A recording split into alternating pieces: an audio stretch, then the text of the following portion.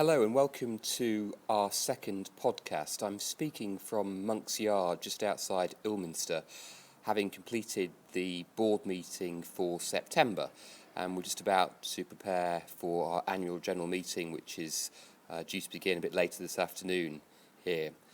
I just wanted to highlight to you, as promised, some of the issues we've discussed at the board and various actions that we have agreed.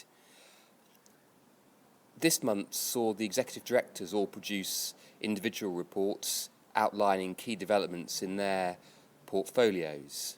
Pippa Moja, who's our Director of Finance and has executive responsibility for IMNT, highlighted amongst many things the recent rollout of end-of-bed care.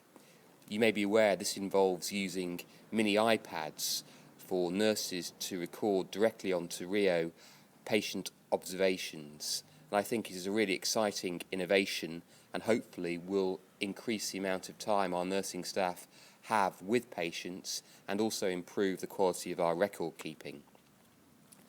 Andrew Diani, who's the medical director, informed the board that we have now recruited 5 new clinical directors.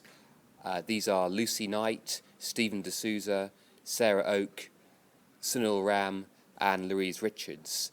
I think this is really good development. It's essential that the Trust has strong clinical leadership, and I'm confident that our new clinical directors will play a key role in each of their divisions, working closely with the heads of division to ensure that we have good clinical governance arrangements and ensure consistent focus on improving the quality of care that we provide.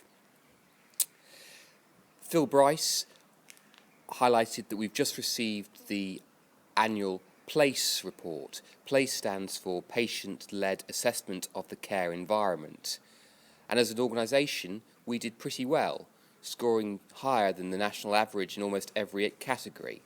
But there's clearly room for improvement. But I would like to thank all staff, particularly our estates and facilities staff, for the fantastic work they do, ensuring that our inpatient environments are clean and that our patients are well fed and the food is suitably nutritious. Sue Balcombe, as Head of Nursing, is also responsible for the recruitment of a Freedom to Speak Up Guardian, and she recommended to the board that we appoint one of our staff governors to take on this important role. I was pleased to hear that there was unanimous support for this, and hopefully in the next couple of weeks we will be able to identify one of the staff governors to do this. In addition, the hope is that the rest of the staff governors will be Freedom to Speak Up champions going forward.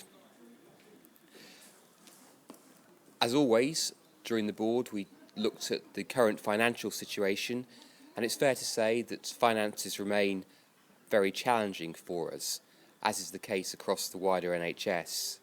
We are on plan, which means that we are on track to make a small surplus this year, which we have to do as part of our constitutional requirements from NHS improvement. But the next 6 months will be challenging, not least because many of our cost improvement plans are phased to come into effect between now and the end of the current financial year. And it's really important that we all maintain a focus on this and do all we can to ensure that we continue to deliver care as efficiently as possible. We received a detailed report from Nick Woodhead regarding the use of the Mental Health Act across the organisation, and also looking at the report prepared by the Care Quality Commission regarding the use of the Act nationally during 2014-15. And one of the standout statistics from this report was that there has been a significant increase in the use of the Mental Health Act nationally and also across Somerset. And this is a cause of some concern, understandably, and it's something that we need to find out more about. It could be a reflection of increasing prevalence of mental health problems, and also possibly a reflection of the fact that we are struggling to provide, in some circumstances, alternatives to inpatient admission. And this is where I think the development of a crisis house will have an important role to play going forward. Rich Painter, also in his capacity as our safeguarding lead, provided very detailed reports regarding safeguarding adults and safeguarding children. And it's fair to say our small safeguarding team is doing fantastic work in these areas. The impact of the Care Act has been huge and has certainly increased demand on our safeguarding adults team, and this is something that we need to look at to see how we can better support the team during the months ahead. I think that's about it, really. What I would like to highlight to you is that the board papers will be available via the Trust internet site, and I'd certainly encourage you to have a look at those if you have opportunity to do so.